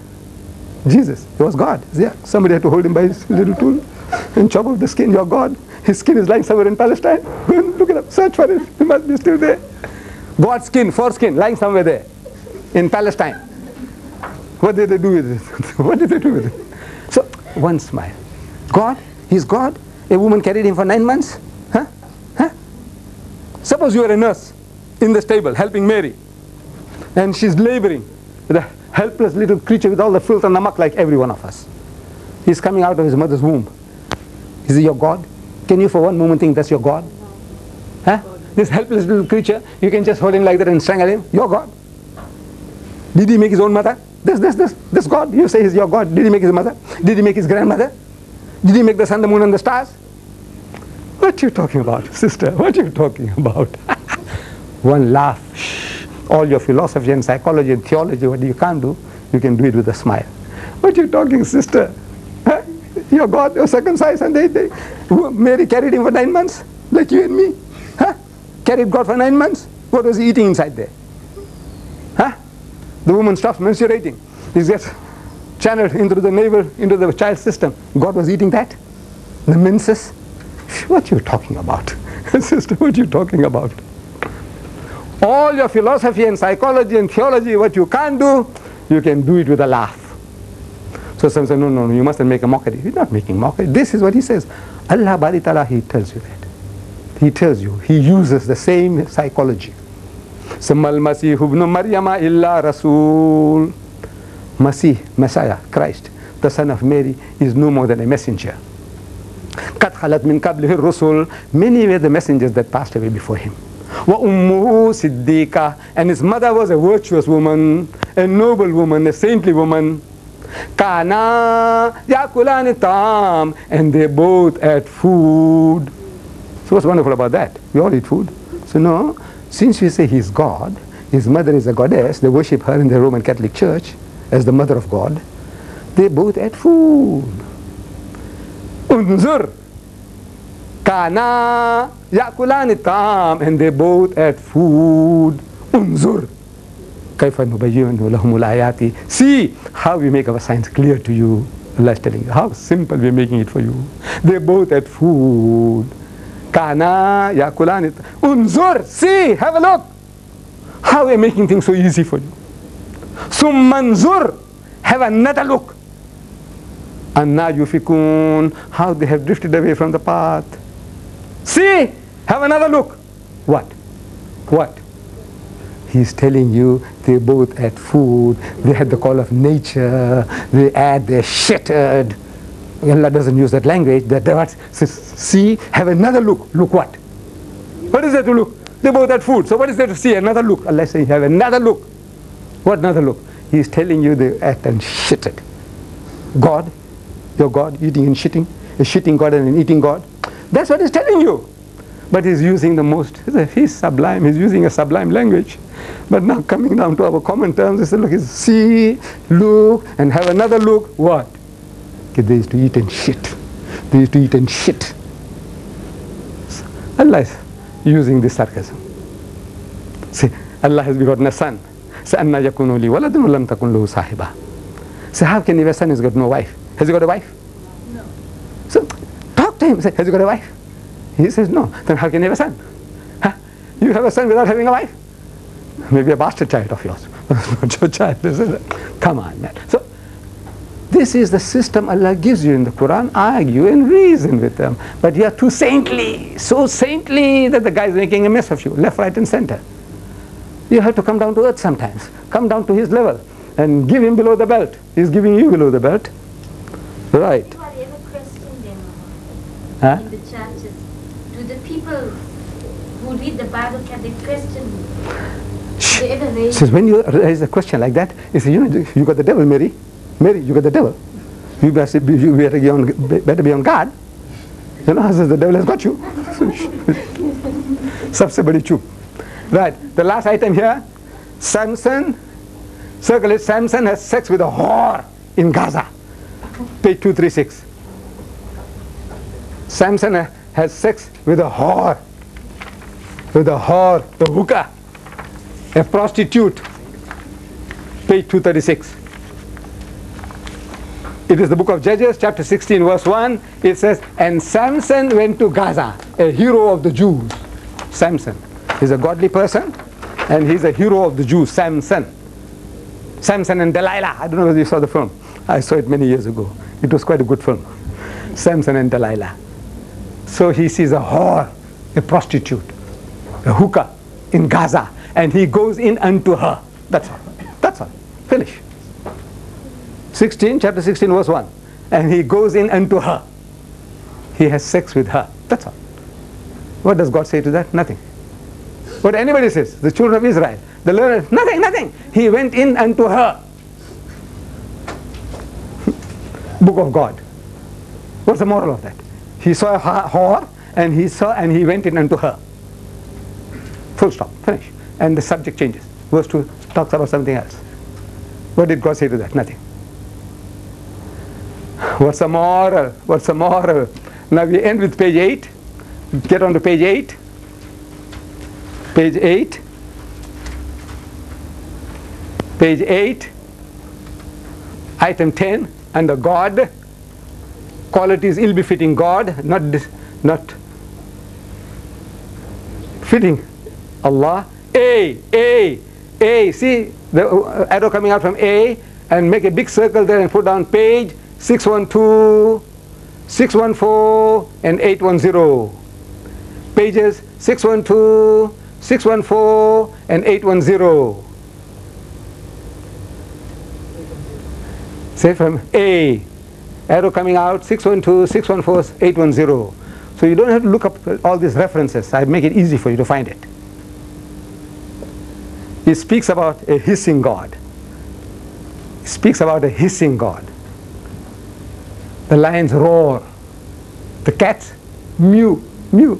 The cows moo. The dogs bark. Who hisses? Snakes. God hisses. Sss, sss. For the fly, he calls from the ends of the sss, sss. A God who hisses. 3 times in the Bible they describe God as a hissing God. He hisses. He hisses for people. Sss, sss, sss. Huh? When you whistle for somebody, now they say in the modern Bible to say you whistle. You're coming down to that guy's level, man. You whistle to that guy's level. That loafer around the corner, you come down to his level. God coming down to your level. He's hissing. He's a hissing God. Next one. B. He's a roaring God. He roars like a lion to frighten you. Pages 638, 678. 638, 678. A roaring God. Next one. A barber God. Hajam, Hajam. A barber God. Page 614. He is a barber God. Hajam, Hajam. God is a barber. When you open that verse, it will show you there that he says, I will shave with a hired razor, not his own poor chap. He can't even afford to have a razor. With a hired razor, he's going to shave the hair on your head and your beards and the hair on your legs. God does it. He'll clean your legs too for you. God. He's going to shave your head with a hired razor and the beard and the hair on your legs. He doesn't say how high he's going to arrive, how high he's going to reach to clean you up. God. Hajamat karega, hajamat. And no hajam does that. In India, Pakistan, you see, we take unfair advantage of the barbers. I've seen it as a young boy in India. I was born in India. So the old man is sitting there, he's having his hair shaved and trim his beard, and then he lifts up his arms and says, remove the, he does that. He paints your nails. He's the barber. He's made to do all sorts of filthy, dirty, menial things. We take full advantage of the barber because hajam is low down, poor. Unfortunate. Today we call them hairdressers or tonsorial artists. Don't call a guy a barber or a hajam. He'll get offended. But we call them hajams. They remove the hair from under your arms. But no barber ever shaves your legs. But God will do that. God will do that for you. He'll shave your legs as well. You don't need wheat. No wheat required. D. Circle it. Circle it. D. He's a penitent God.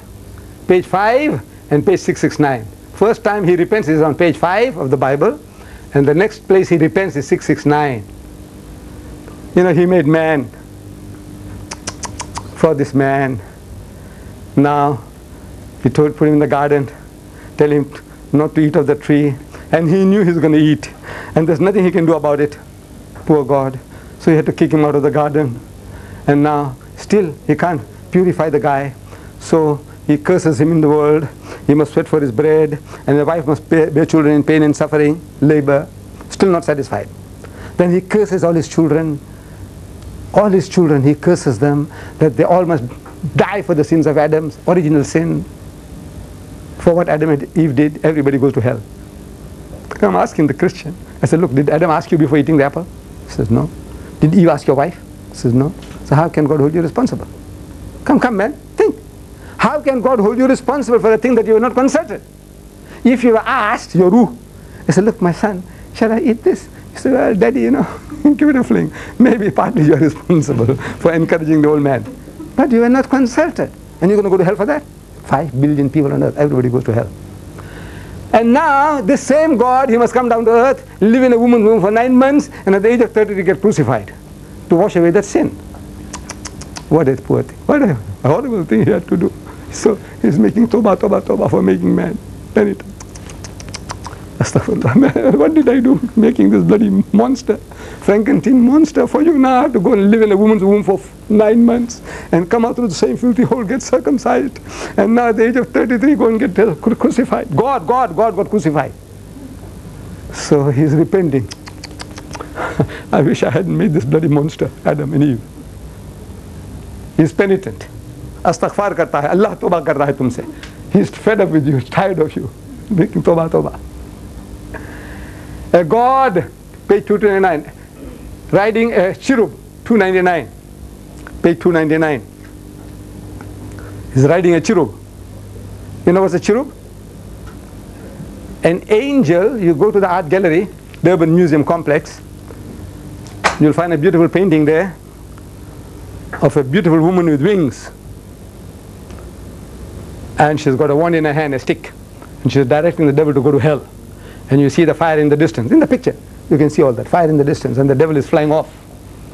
He's got sharp ears, horns, has got a tail with a barbed hook. The devil. But this woman, angel, is a beautiful woman, about 25, 30. That age group, the body. You can make her, she's about a woman, mature woman. But God is not riding that. He's riding a cherub, a 12-year-old.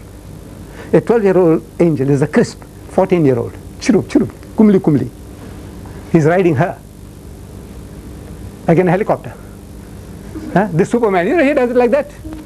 So God is riding her. A cherub.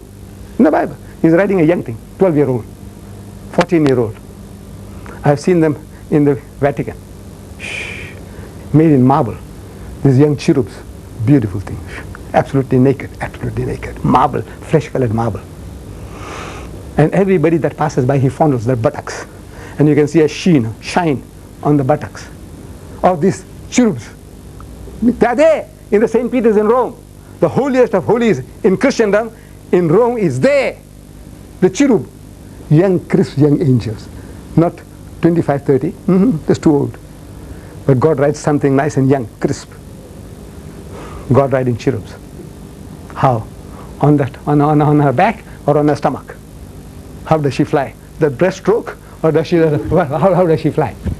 And God is riding her. This is the book of God. God's inspiring that rubbish, that He rides cherubs, little young crisp things. She didn't wait for a woman of 30, 12-year-old. Right. This is the last item. F. Circle it. Circle it. And page 252. Circle it. A God who murders 50,070 persons for looking into a box. For looking into a box. Maybe it's a very holy box. You are not supposed to look inside. So, He's given you warning. Anybody who looks inside the box, I'll kill him. But He allows 50,070 people to pass. You know, if the Queen of England dies and we want to pass her, pay respects to her and see her in the coffin, 50,070 will take weeks. It will take weeks for 50,000 people to pass that box. Do you know that? It will take weeks. 50,000 people in a queue to look inside the box at the Queen's face. It will take you weeks. And God Almighty is waiting. 1, 2, 3,000, 10,000, 20,000, 40,000, 50,000, and 1, 2, 50, 60, 65, 69. And then He kills them all. That's the loving Father in heaven. You see, He's a loving Father. The God of Islam is a tyrant. He's a merciless God. Allah says to the contrary. He's Rahman Ar-Rahim, Bismillahir Rahmanir Rahim. But He said, no, He is a merciless God. See, He punishes whom He pleases. My God is a loving Father in heaven. I said, this loving Father allowed 50,070 people to pass a box. If you are that loving Father, your children, the first one who made the mistake, hey you! Come here. Sorry, Daddy. Sorry, Mama. I won't do it again. Finish. You save 50,016. If you kill that one too, 50,069 you save. 50,000. But no, He allowed them all to pass, and He killed them all, So some 50,000 women are widowed and some 100,000 children are orphaned for looking into a box. Very kind and merciful God, very loving Father in heaven. Huh? So the thing is, turn the tables.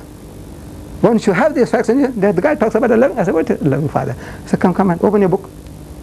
He killed 50,070 people for looking into a box. You do a thing like that? Huh? Even to rats you don't do that. To cats you don't do that. You know, so you're going to allow them all to make that sin and then wipe them out? You do things like that. You're a sadist, man. You know, you get pleasure. Astaghfirullah. But with this book, that guy is getting converts. And you and I, we are not doing our job. We are not opening our mouths. This is here an inoculation I have given you.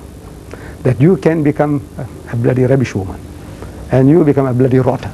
An adulterer and a bloody cutthroat and a rogue. But you are not likely to become a Christian. For money's sake or for woman's sake, yes. But on the merits of the book, you are not likely to become a Christian. That's all. That's the inoculation I have given you. Injection. To save you from being Christianized. That's all. But the others, you have to do the homework yourself. Any questions? Any questions? Is this the book they carry around? This is the book. Basically, all the Bibles are the same. There might be difference in the terminology, the language. It says, lie with him, the other one says, have sex with him, but meaning the same thing. Basically, what is in this Bible is in every Bible on earth. So, you give the reference. I can't. Open up. 2 Samuel, chapter 13, verses 5 to 14. Read. Make them to read. You mustn't read. Make them to read. And they don't read, say, what's wrong? Isn't that the book of God? I said, what are you ashamed to read it for? Huh? Read it, man. I want to hear from your mouth. And see how he tries to wrangle out of it. Yes? It is advised that our sisters don't have to get into an argument with male missionaries. Right. Yes. True. You see, these males come along, men come along. Now it's very, very difficult for you to get into this mess with a man about Lot committing incest with his daughters, son with his mother, brother with his sister, son with his mother's. It's not befitting. It's not befitting. So when a male comes along, if says, look, if your brother is there or your husband is there, let him do the talking. Train him as well. Tell him, say, look, this is what, come on, man, fit yourself, equip yourself. But the other guy comes along, and we haven't got somebody there, say, hey, look, you bring your mother along. You send your mother to me, send your sister to me or your wife. I want to talk to her. Go. I don't want to talk to you. See, Islam forbids me. Right. So you get out. Tell that guy, say, you get out. I want to talk to your wife. I want to talk to her. I want to ask her. You go and sit outside. I want to talk to your wife. I want to know whether this is the book of God. Huh? You read this to your daughters. About the daughters having sex with the father. When an honorable thing to do to have children from the father. What is the moral? You're going to tell this to your daughters. This book, the book on incest. If I were to write a textbook and present it to your daughter, will you be happy? Huh? From the book of God, the types and types of incest that you can commit. I want to present it to your daughter. Your 14-year-old, your 16-year-old daughter. What will you do? Guy says, I'll strangle you. I said, you have a right to do that. Why? It's pornography. In the book of God? So what? Come, open, see. Yes. Right. These tubes with the pens should be left behind. Yes. So if I may, on behalf of the people that are present here, I want to take this opportunity of thanking you for the manner in which you presented your argument and gave us this ammunition, this combat kit. May Allah Ta'ala guide you and give you long life to guide us along. Yes. Some other day, inshallah, we might have the opportunity of general discussion and talk we can have, but this has to be restricted to this, to arm you. Just one question. Yes. One of the students was confronted, one of the students in school, and the student was caught out. The student wanted to know why is it that non-Muslims are not allowed in the Kaaba, in Haram Sharif. And the student gave a reply that it's the Quranic law. But the student couldn't expound further and say, why this law was there. Maybe if you could enlighten us. Yes. You see, I always find shortcuts to answer. You start going into details. For example, you say, look, you people are unclean. You don't wash your backside. You are all bloody pig eaters. You are all adulterers. And all that is offensive. It may be true, but it's not called for. You see, Allah gives you opportunities, and He gave me the opportunity when I debated with Swaggart. Swaggart posed that question. He said, we allow you to come into America, why won't they allow us to go to Makkah and Medina? I want to appear on TV in Saudi Arabia. He wants to get there. So I told him, look, Makkah and Medina are not in my hands. I'm not ruling that country. But to get into Makkah and Medina is the easiest thing in the world. It's the most easiest country in the world to get into. It's amazing to hear that. We think it's the hardest country to get into. I said, you see, you say with your lips, La ilaha illallah Muhammadur Rasulullah. And visa is granted. That's all.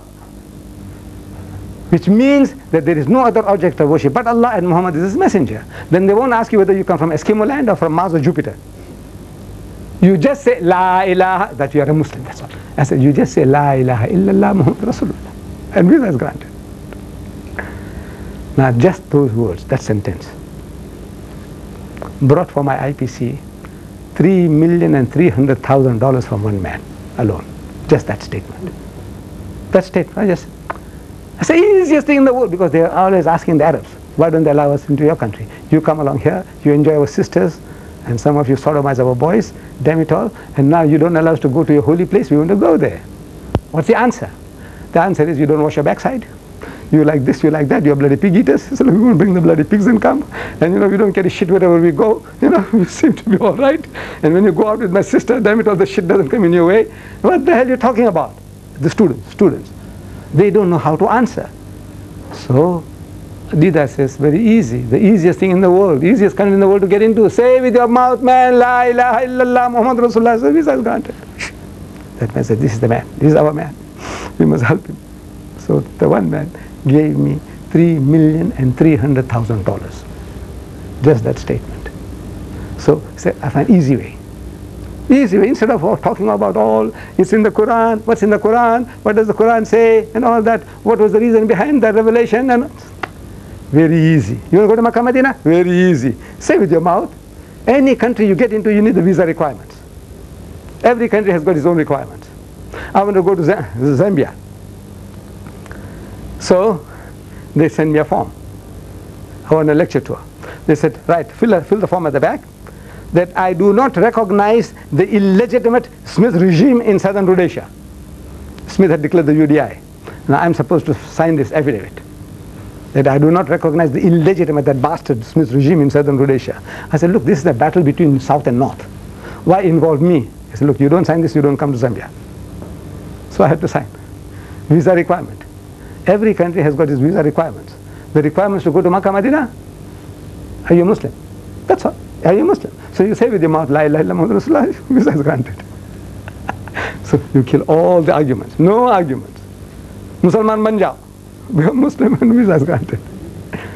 Wa akhir da'wana alhamdulillahi rabbil alamin.